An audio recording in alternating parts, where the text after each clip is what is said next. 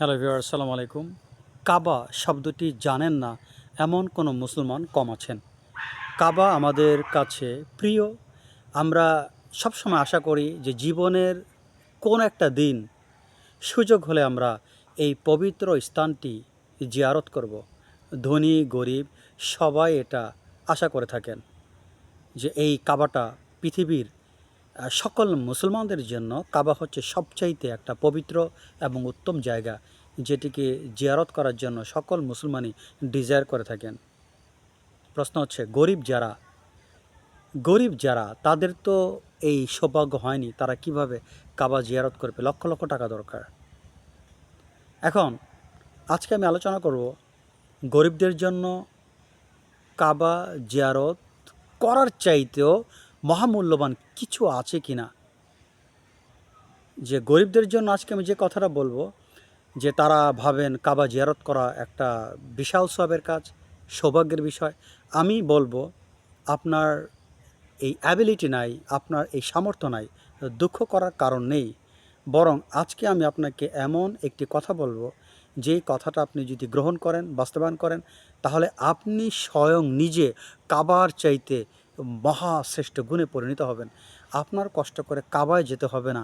আপনি as a person হিসেবে কাবার চাইতেও মহামূল্যবান ব্যক্তিতে পরিণত হবেন।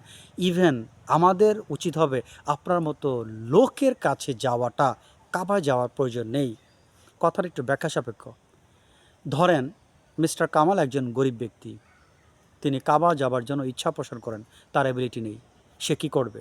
সে মুসলমান, সেও চায় একটু কাবাটা জিয়ারত করতে পারতাম। আজকে যে কথাটা বলবো, এই মিস্টার রহিম যদি একটা সিস্টেমে চলেন, তিনি স্বয়ং নিজে কাবার চাইতে মহামূল্যবান ব্যক্তিতে পরিণত হবেন। কাবা জিয়ারত করা তার দরকার নেই।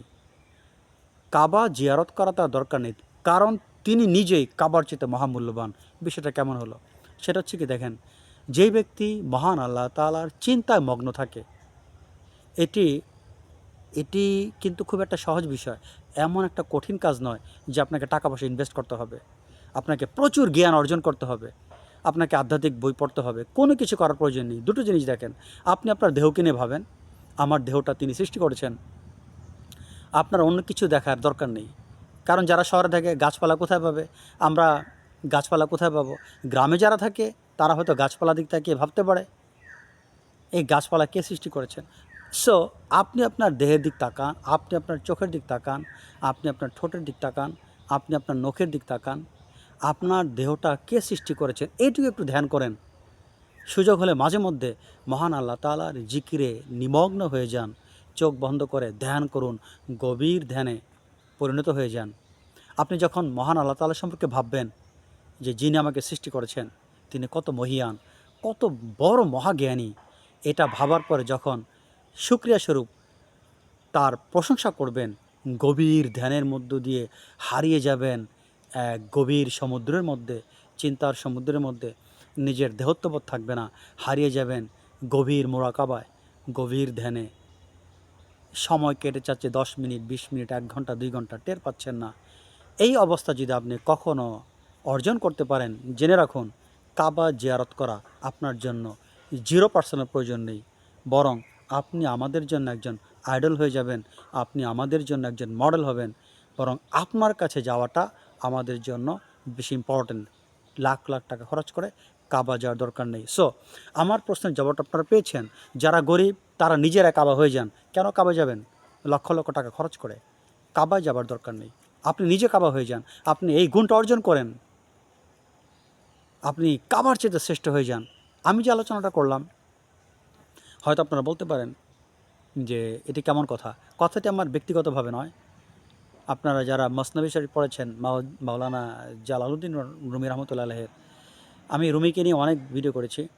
রুমি রহমতুল্লাহ নিজে কথাটি বলেছেন যে ক্ষুধা বা মহান আল্লাহ তাআলাকে নিয়ে চিন্তামগ্ন একটা ব্যক্তি হাজার কাবা থেকেও শ্রেষ্ঠ, কাবা থেকে হাজার শ্রেষ্ঠ।